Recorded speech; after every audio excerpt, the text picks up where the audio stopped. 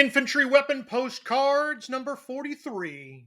Hungarian, East German, and Romanian AKs of the Balkan conflicts.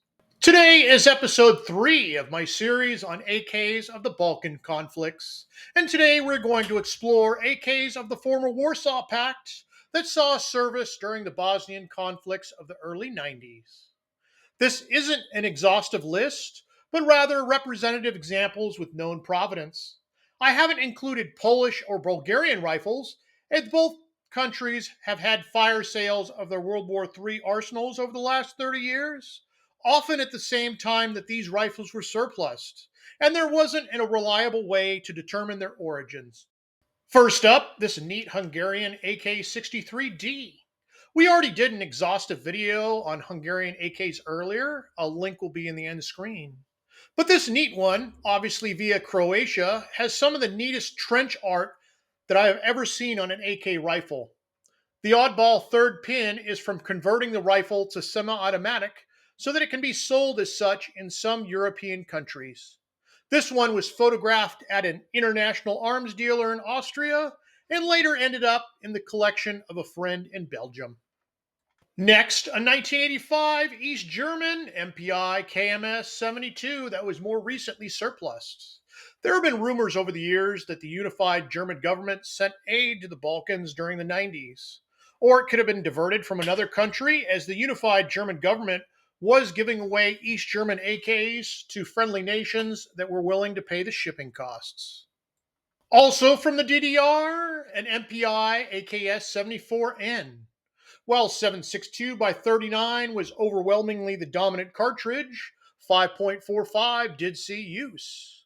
This one was surplus from the Balkans about 20 years ago, sold to a Swiss gun dealer, then bought by a German deactivated gun dealer before it ended up in my private collection.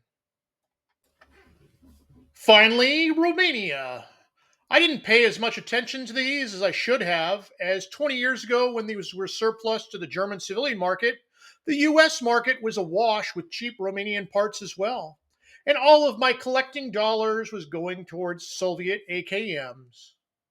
First, we have a Model 63 rifle that wasn't stored very well due to the scarring on the wood and rust frosting. This rifle was made in 1989 by the Sadu mechanical plant. Romania had two AK factories for much of its AK production. Kujer being its main AK factory, with Sadu being its secondary factory. Second for Romania, a beautiful Model 65 from 1991.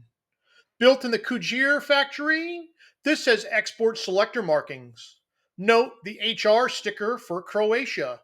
During the 2000s, the Croatian armed forces went from 100,000 men to less than 20,000, and undoubtedly, this AK was one of the rifles surplused. These 90s era Romanian rifles are some of my favorite due to the blonde laminate furniture and orange plastic pistol grips. The trademark Romanian dong lower handguard. The dong is probably why you're watching, sicko. Next, a Romanian Model 65 that appears to have been factory sterilized. The original trunnion data was scrubbed and replaced with only a simple serial number. Based on the construction and lack of a serial number on the lower handguard, this is probably a late 80s, early 90s rifle anyway.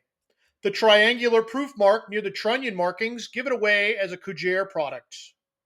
TRA is Trans Arms of Germany, who imported the rifle.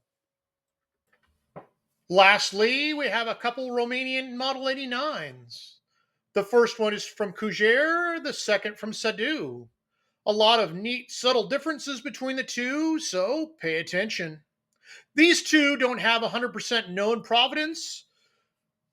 They were both photographed in the Army Museum in Latvia. Latvian soldiers have been to the Balkans as peacekeepers, as well as Iraq and Afghanistan. Many of the Balkan rifles did end up in Iraq or Afghanistan, and the Model 89 is one of the most prolific Romanian AKs from that time period. And these rifles have the right date, 1992, so here we are. This episode had more dongs than children's story time at the library. All right, Till next time, dudes. Now, please consider watching some of my other videos. As mentioned earlier, the Hungarian AK video, and whatever random video YouTube decides to insert.